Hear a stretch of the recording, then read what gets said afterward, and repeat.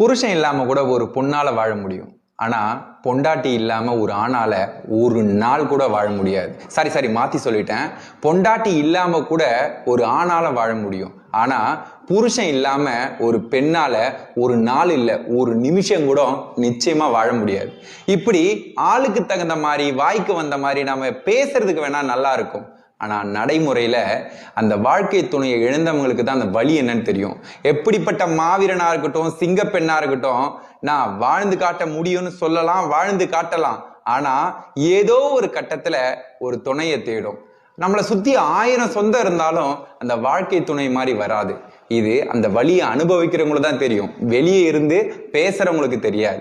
அதனால வாழ்க்கை துணை கூட இருக்கும் போதே சந்தோஷமா இருக்கு. சரிங்களா? நம்ம வாழ்க்கை துணை நம்மளை விட்டு பிரிஞ்சுட்டா நம்மளை பெத்த தாய் தகப்ப கூட மதிக்க மாட்டாங்க. நல்லா புரிஞ்சுக்கோங்க.